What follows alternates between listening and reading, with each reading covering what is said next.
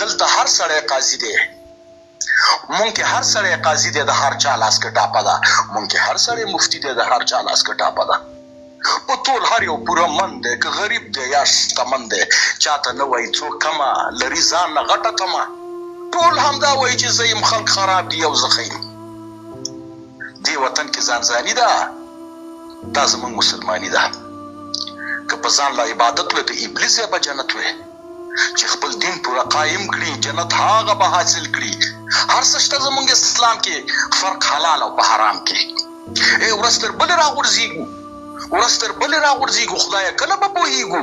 دغه حال خو مو دی ځکه نور چې پورته موږ وښکته.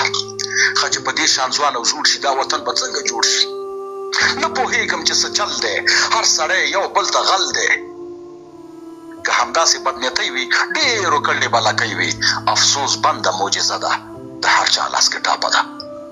دا چې دوه سره وران دي، په خپل منځ کې حریفان دي. مشره له پخوا مو دا فطرت دی چې له یو بل نفرت دی. د پردي په اشارت کې څو کسان شول په قدرت کې. فکر وکړې دې جفا ته، فکر وکړې دې جفا ته، نیت یې وکړ کودتا ته. چې داود باندې چپه شوه، ورځ تر ننه موخه نه شوه. اور له هغې ورځې بل شو چې د روس پر موږ یرغل شو. ټول ګوندونه غلامانو، ټول ګوندونه غلامانو، که خلقیان که پارچمیانو. خلق ویستل به یې په زوره، نیمه شپه کې له خپل کوره. ډېر اوس هم ناستې په غم دي، هغه ورک لا ترید دم دي. ورپسې و تنظیمونه پاکې نه و خپل نیتونه. د نجیب حکومت چې ړنګ شو، سره خپلو کې په جنګ شو. د ولس زړه سم مات کړو، رهبرانو قسم مات کړو. ټولو شا کړله کعبې ته او زور یې بیا ورکړو جګړې ته.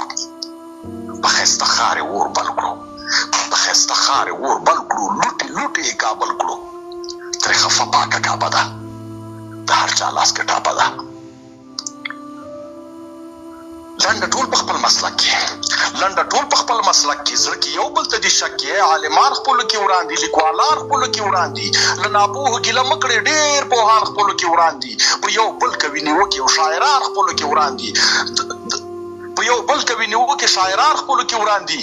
د مسکین حق په خوړو کې ملکان خپلو کې وران دي. د خیرات په ډوډۍ چور دی، غریبان خپلو کې وران دي. صرف خبرو کې تکړه یو، پخو وهلو کې تکړه یو.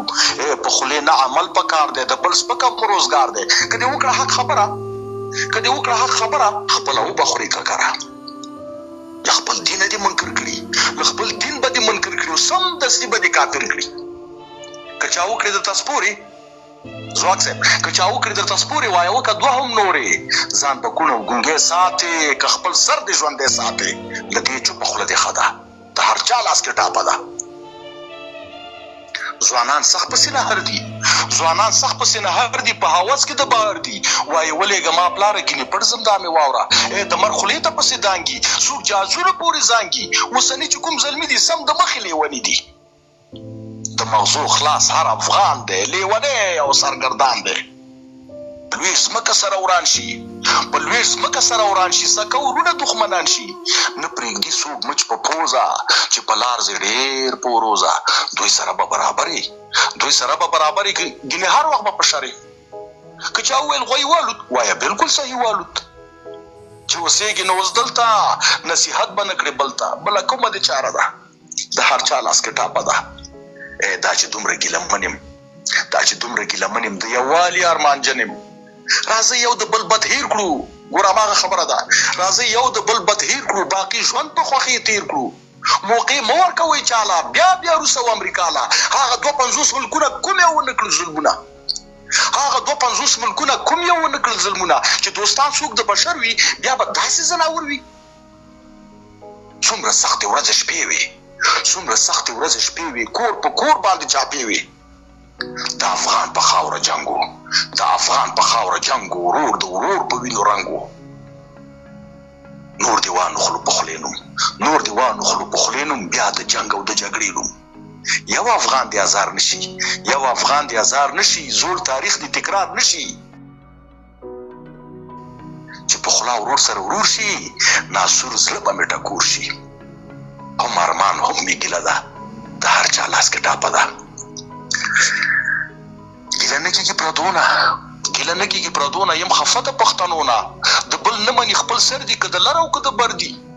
ای خټکه خوشحال خانه، ای خټکه خوشحال خانه د بېسودو ملنګ جانه، د پښتون قوم خدمتګاره ای وزیر محمد ګل خانه، چې ویل به د یو کېږو که یو نشو نو ورکېږو. ستا خبره نن رښتیا شوه سره ورکي و باچا خانه.